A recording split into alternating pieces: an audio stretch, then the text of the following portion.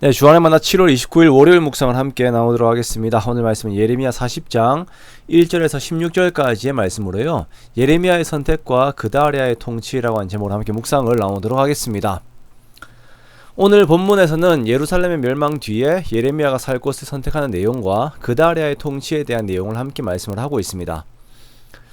선지자는 왕과 제사장과 함께 하나님으로부터 기름 부음을 받은 자입니다. 이들은 하나님의 백성들을 위해 세워진 자들이며 그 길이 비록 험할지라도 하나님의 백성들을 위하여서 주어진 길을 걸어가는 자들이지요.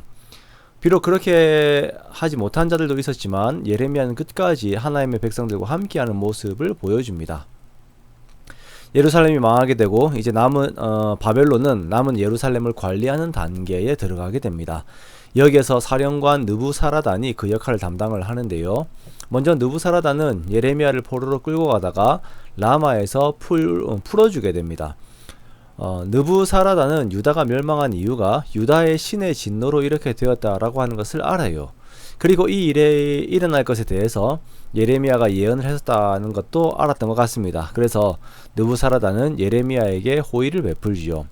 선택권을 줍니다. 자신과 바벨론으로 가는 것이 좋게 여기거든 자신과 함께 가자라고 제안을 합니다. 그리고 그것이 싫으면 다른 곳으로 아무 곳이라도 가라라고 말을 합니다.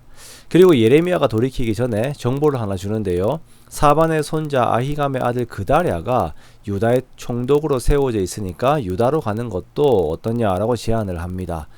그렇게 예레미야는 이제 그다랴의 이름을 들어서 그런지 유다로 돌아가기로 마음을 먹습니다. 이러한 예레미야에게 느부사라단은 양식과 선물을 줘요.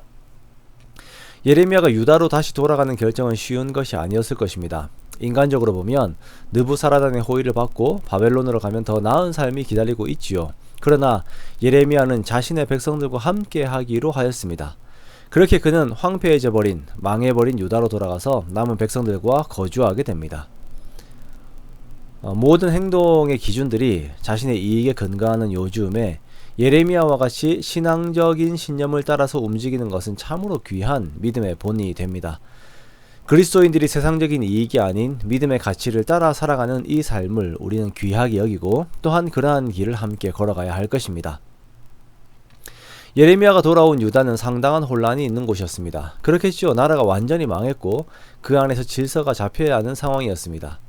바벨론은 그다랴를 총독으로 세웠습니다. 그다랴는 왕족은 아니었지만 그의 가문은 하나님 앞에 올바른 길을 걸었던 가문이었어요.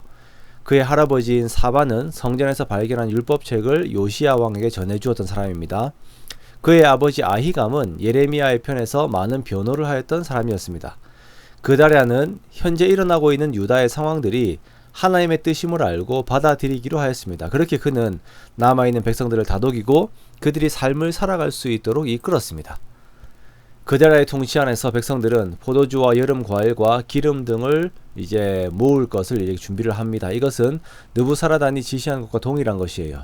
느부사라단이 빈민들에게 나누어진 포도원과 밭은 경작하여서 포도주와 여름 과일과 기름을 생산을 해내는 그런 용도로 쓰는 것이죠. 그리고 느부사라단으로부터 얻은 성읍에서 이렇게 살아야 합니다. 자, 그다랴가 이러한 말들을 하는 것은 다시 말하면 철저하게 바벨론의 속국 생활을 하라는 것이에요. 독립운동을 하고 다시 나라를 세우고 하는 것에 초점이 맞춰져 있는 것이 아니라 하나님의 말씀에 의지하여서 결국 포로로 잡혀간 자들이 다시 돌아올 것이기 때문에, 하지만 지금은 그때가 아니기 때문에 그때까지 이렇게 기다리라라는 것입니다. 기다리는 것, 이것이 하나님의 뜻이었습니다. 우리가 하나님의 뜻보다 나의 생각이 더 합리적이고 옳다라고 여겨질 때들이 있습니다. 하나님의 방법대로 하는 것이 바보 같아 보일 때들이 있지요.